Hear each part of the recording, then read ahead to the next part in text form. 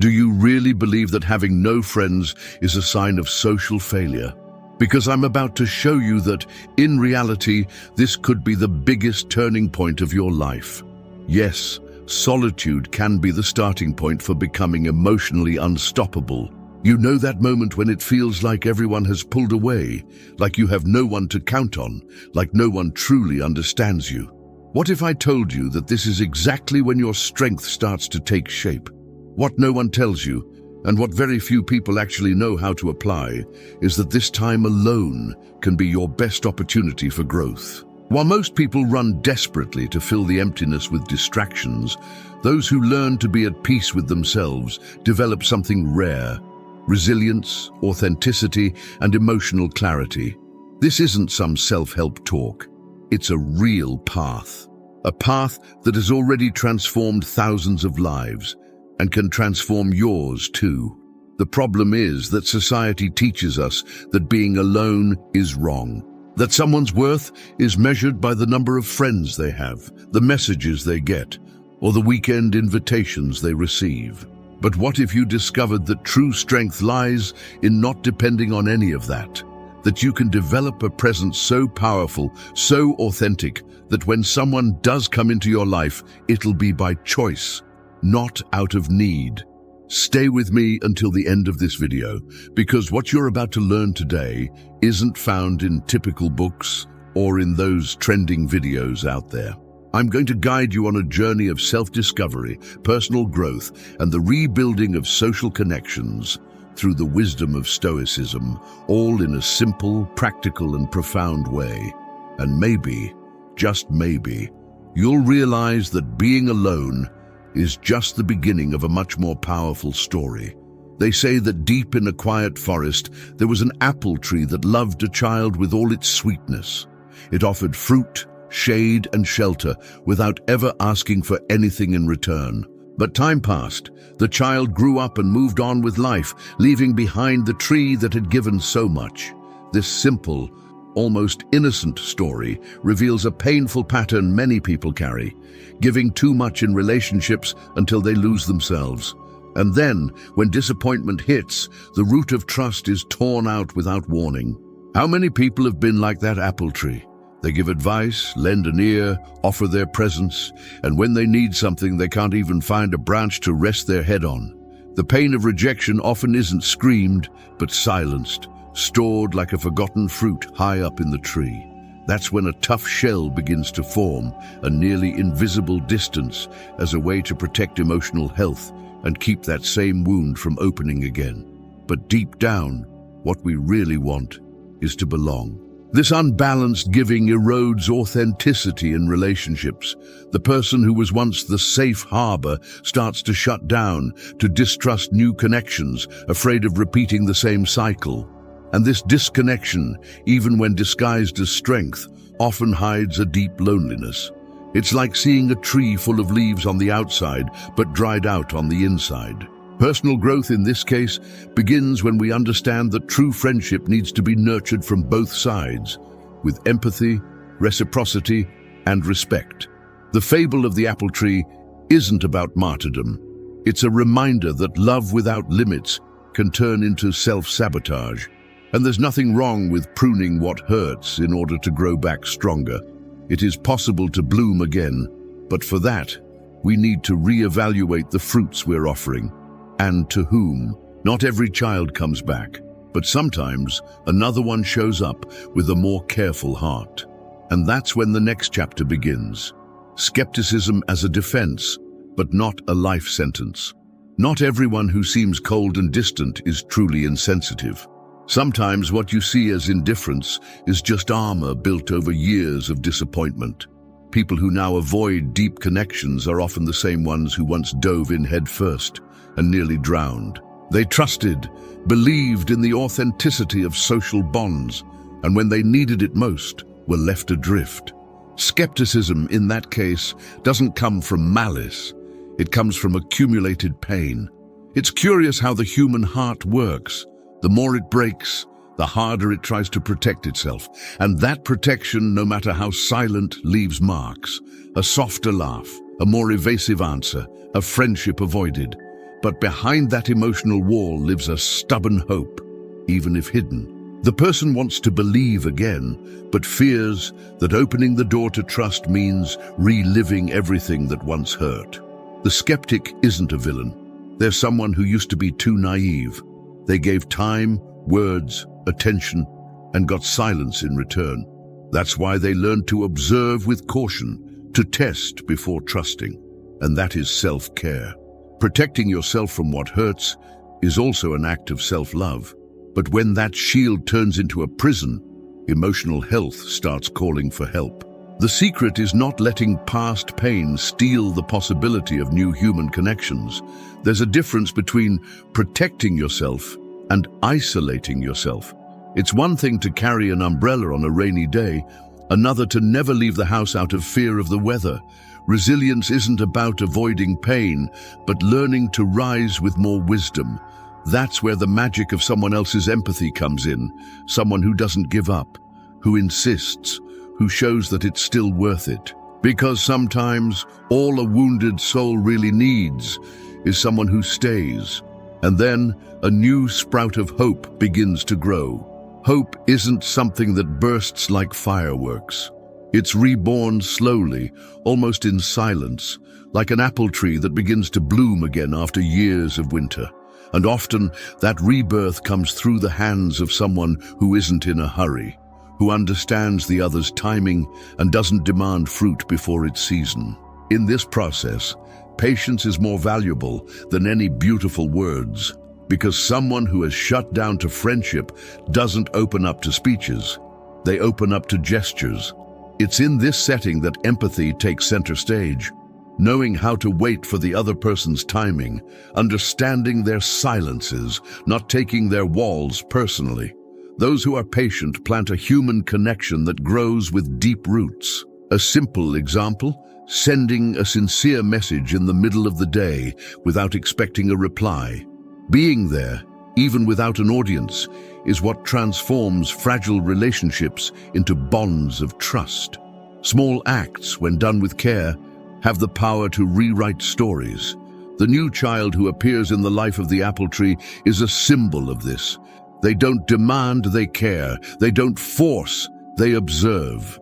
And with time, the tree's heart begins to beat differently, as if remembering that it's possible to love without losing oneself. This cycle of emotional rebuilding is also a journey of personal growth, because trusting again is an act of courage. It's about making space for someone else without silencing your own voice, and that takes more strength than most people imagine. Those who offer this kind of support transform not only the other person, but also themselves. Learning to be the fertile ground where someone else can bloom is one of the most authentic forms of friendship. And the beautiful irony of life is that, while we help someone believe again, we also heal forgotten parts within ourselves. Slowly, that lonely tree becomes a new home, ready to live, not just remember. But what does this kind of friendship do for our health? Many people still underestimate the power of true friendship, as if it were an emotional luxury rather than a biological need. But the data doesn't lie. Strong relationships improve emotional health, reduce stress, strengthen the immune system, and even extend life. This isn't just self-help talk, it's science. A study from Harvard University, which followed people for over 75 years, revealed that authentic human connections are the #1 factor in a happy life. More than money, more than success. It's friendship that gets us through the hard times. When you have someone you can count on, your body responds, your heart rate slows down, your mind quiets, anxiety loses its grip. It's as if the presence of another person says, you don't have to face everything alone. And that in itself is powerful medicine. Want to strengthen your emotional health instead of starting with a new diet or gym routine? How about reconnecting with that friend who's been distant? A phone call, a coffee, a sincere message? Sometimes that's worth more than a full checkup. And look, we're not talking about just any relationship. Superficial social connections might surround us with people, but they don't heal loneliness. What truly transforms us is depth. That kind of friendship where empathy, trust, and authenticity exist. Where you can talk about your pain without fear of judgment and laugh at nonsense without needing to filter your words. This honest exchange doesn't just nourish the soul.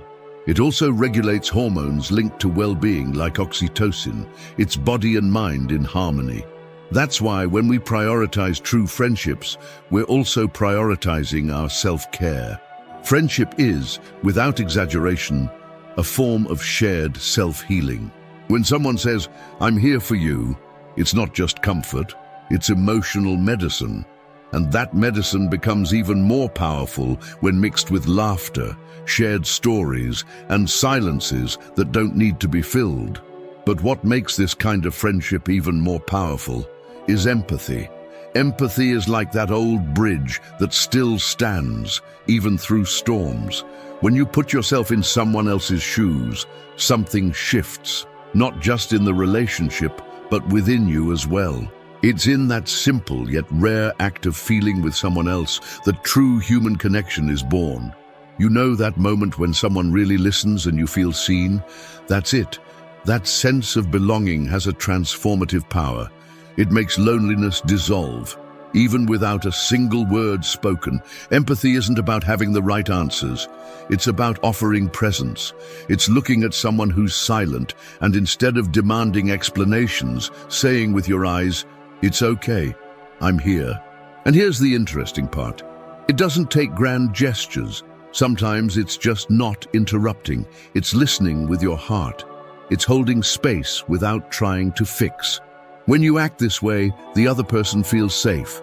And that's when friendship truly strengthens, with authenticity and trust. In real life, this can be practiced in the simplest situations. Listening to someone vent without giving advice, asking, "How are you really?" and genuinely wanting to know, or just holding space for someone who simply needs a hug. Empathy is what turns a colleague into a friend into family. And there's nothing more powerful for personal growth than being around people who understand you, even when you don't fully understand yourself. And the most beautiful part, being empathetic doesn't drain you, it lifts you up. Because in the process of caring for someone else, you also learn how to care for yourself. And without even noticing, you begin to build lighter, healthier, and deeper social connections. Relationships that can withstand time, mistakes, and tough seasons. But along this beautiful path, a new challenge arises: technology. It connects us in seconds, but it can also create distance in silence. Technology has connected us like never before, but is that connection real? With one click, you can send a hi to someone on the other side of the world. Yet sometimes you can't hold an honest conversation with someone sitting in the same room. The digital age has brought convenience, no doubt, but it has also introduced a silent kind of loneliness. That feeling of being surrounded by thousands of faces and still feeling invisible. It's the illusion of belonging without depth. Social media, for example, has become an emotional storefront. Everyone's smiling, traveling, achieving. And for someone going through skepticism or pain, the comparisons begin. Am I the only one feeling alone? They wonder. This constant comparison chips away at emotional health. What should be a space for friendship and empathy turns into a stage for insecurity. We start measuring self-worth through likes, forgetting that true human connection happens away from the screen. But don't worry, not everything is dark in this picture. Technology can also be a tool for reconnection, as long as it's used mindfully. A WhatsApp group can become a support network. A video call can warm the heart of someone far away. Even a sincere comment on a post can spark a real bond. The key is to use technology as a bridge, not as a wall.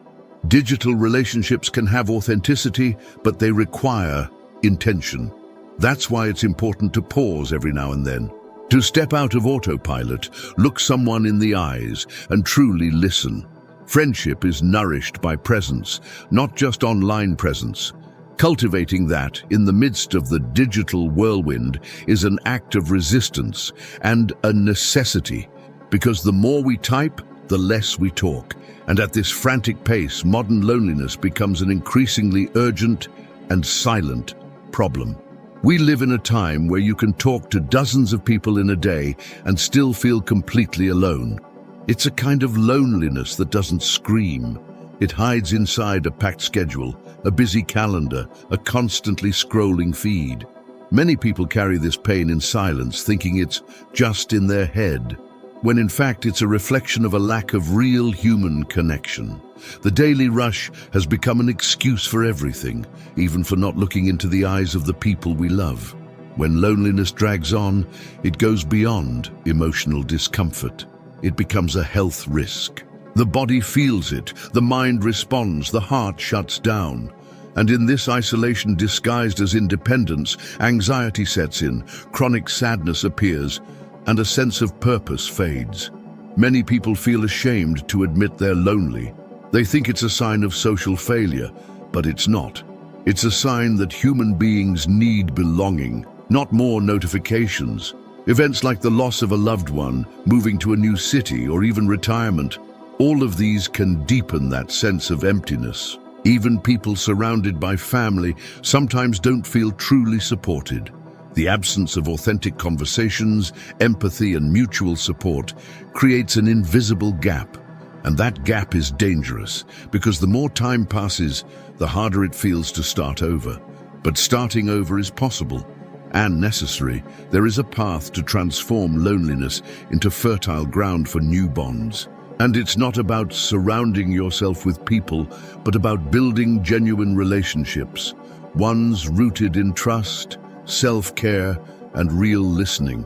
When someone feels seen, everything changes. A simple, "How are you really?" can be the beginning of a friendship that brings renewal. And that renewal is essential, especially as the years go by, because friendship has no expiration date. In fact, it grows with us. Friendship is one of those things that seems simple in childhood, but becomes priceless over time. As a child, a friend is someone who shares their lunch. As a teenager, it's someone who gets you when the world doesn't make sense.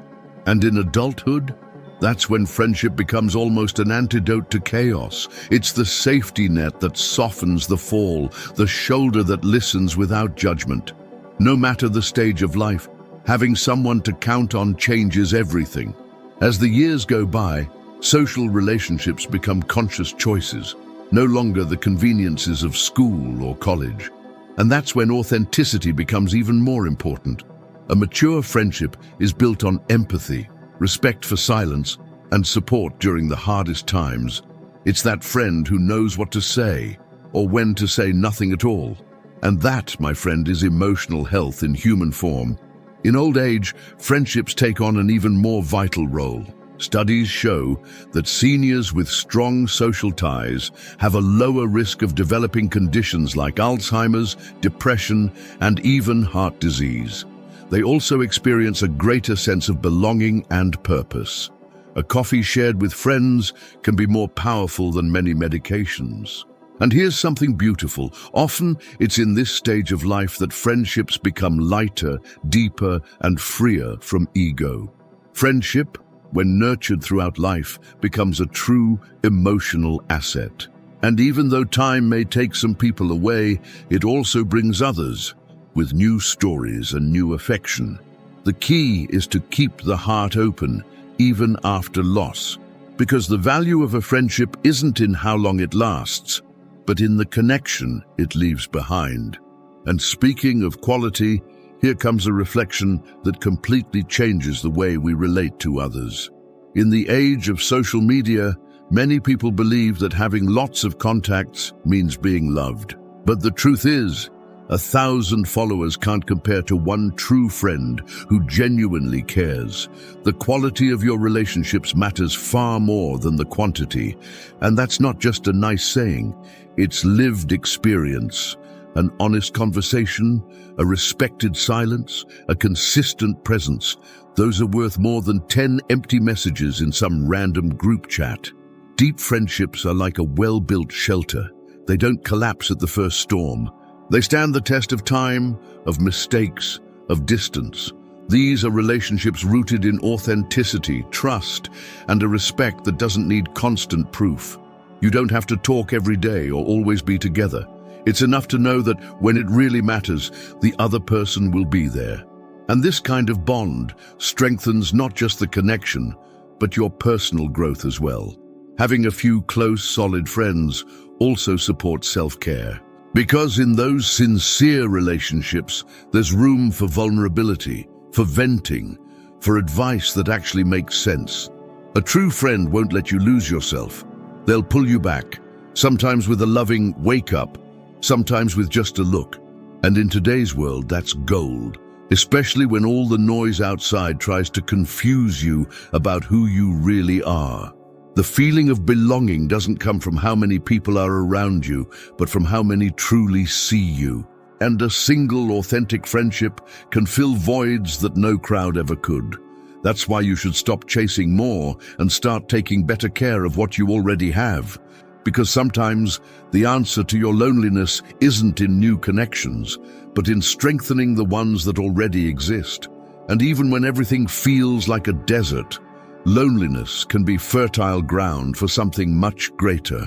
Loneliness, though uncomfortable, can be a powerful teacher. When you find yourself without close bonds, without that friend to talk to, a silence creeps in, one that can be frightening, but also revealing. It's in that space that many people rediscover themselves, not by choice, but by necessity. And here's the thing, it's often in that season that virtues like empathy, self-care, and resilience begin to bloom. It's as if the absence of others forces us to become our own shelter. People who've learned to turn time alone into meaningful time all have something in common. They know themselves better. They read more, they meditate, they write, they walk alone, they observe life through a different lens. A great book to start with, The Power of Now by Eckhart Tolle. A helpful practice, going for walks without your phone, just listening to your own thoughts.